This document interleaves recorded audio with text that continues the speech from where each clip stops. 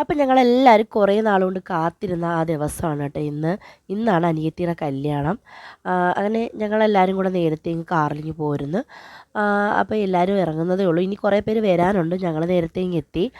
അപ്പോൾ ഇതാണ് തൃക്കടവൂർ മഹാദേവ ക്ഷേത്രം. ഇവിടെ വെച്ചാണ് കേട്ടോ എൻ്റെ കല്യാണം നടന്നത്. അപ്പോൾ വന്ന പാടെ എൻ്റെ മോളതോ ഇല്ല കടയിലോട്ട് പോയിട്ടുണ്ട്. അവിടെ ഒരു ചേട്ടൻ എന്തൊക്കെയോ കൊണ്ടിട്ട് വിൽക്കുന്നുണ്ട്. അപ്പോൾ അത് വാങ്ങിക്കാനായിട്ടാണ് അവിടെ പോയി നിൽക്കുന്നത്. അപ്പോൾ അവൾക്ക് കൂട്ടായിട്ട് ചേട്ടൻ്റെ പിള്ളേരും ഉണ്ട്. അവർ ടിങ്സാണ് കേട്ടോ.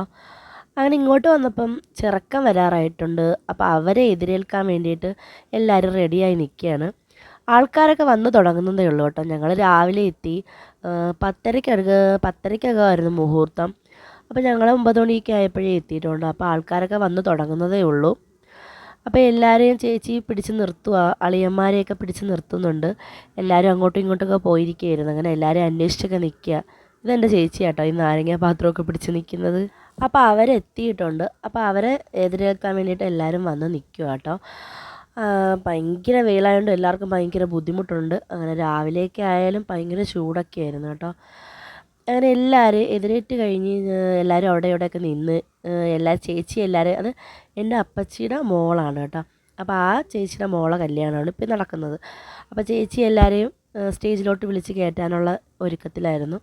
അങ്ങനെ മാമൻ്റെ കയ്യിൽ നിന്ന് അനുഗ്രഹമൊക്കെ മേടിച്ച് ഒരുപാട് പേരെ ഇന്ന് അനുഗ്രഹമൊക്കെ മേടിച്ചിട്ടുണ്ട്. അപ്പോൾ അതൊന്നും ഞാൻ വീഡിയോ എടുത്തിട്ടില്ല.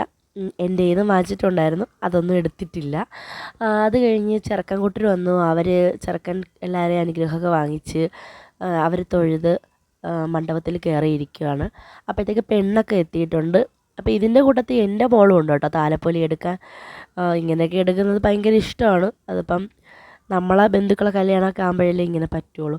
അങ്ങനെ അതൊക്കെ കഴിഞ്ഞു, താലപ്പൊലിയൊക്കെ വെച്ചു. ഇത് ഒരുപാട് നാളുകൊണ്ട് കാത്തിരുന്നൊരു കല്യാണം കേട്ടോ. അപ്പോൾ പിള്ളേർ ഇതിൽ ഒരുപാട് പേര് കുറവുണ്ട്. കാരണം എക്സാം ആയതുകൊണ്ട് ഒരുപാട് പേർക്ക് വരാൻ പറ്റിയിട്ടില്ല.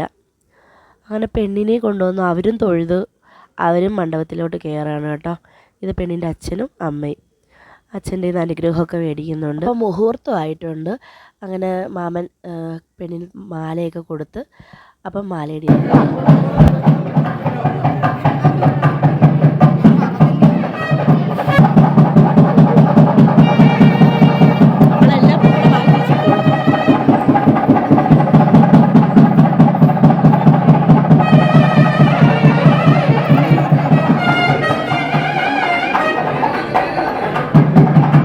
താലികെട്ടൊക്കെ കഴിഞ്ഞിട്ടുണ്ട്. ഇനി അങ്ങോട്ട് സദ്യ കഴിക്കുന്ന ഒരുക്കത്തിലാണ്. അപ്പോൾ ഇത് ഉണ്ണിക്കുട്ടൻ, ഇത് പെണ്ണിൻ്റെ ആങ്ങളയാണ് കേട്ടോ. മോന് വയ്യാത്തയാണ്. അപ്പം മോനെ അവിടെ കൊണ്ടുവന്ന് ഫ്രണ്ടിലിരുത്തി എല്ലാം കാണിച്ചിട്ടുണ്ട് കേട്ടോ. അപ്പോൾ നേരെ ഞങ്ങൾ പിന്നെ സദ്യ കഴിക്കാൻ പോയി. സദ്യ ഏറ്റവും അവസാനത്തെ കളരിയിലാട്ടോ ഇരുന്നത്. അങ്ങനെ എൻ്റെ തനൂസിന് ഒറ്റയ്ക്കൊരു ഇലയൊക്കെ കൊടുത്തു. അപ്പോൾ അതിൻ്റെ ഒരു സന്തോഷമൊക്കെ ഉണ്ട്. ഒറ്റയ്ക്ക് ഇരുത്തി കഴിക്കാൻ ഭയങ്കര ഇഷ്ടമാണ് ആൾക്ക്. അങ്ങനെ നല്ല സദ്യയായിരുന്നു. ഞങ്ങൾ സദ്യയൊക്കെ കഴിഞ്ഞു. ഉഷാറായിട്ടുണ്ട്. അപ്പോൾ ഇപ്പം എന്നോട് പറയണം ഹായ് ഗൈസ് എന്നൊക്കെ പറയണം കേട്ടോ. വീഡിയോ എടുക്കുന്നതിൻ്റെ ഒരു സന്തോഷമൊക്കെയാണ് കേട്ടോ ഈ കാണുന്നത്. അത് കഴിഞ്ഞ് പെണ്ണിറങ്ങാറായിട്ടുണ്ട്. അപ്പോൾ അതിൻ്റെ ഒരു വീഡിയോ ഒന്നും ഞാൻ എടുത്തിട്ടില്ല. ആ വിഷമമൊന്നും ഞാൻ കാണിക്കുന്നില്ല. അപ്പോൾ ഇത്രയൊക്കെ ഉള്ളൂ. Okay bye.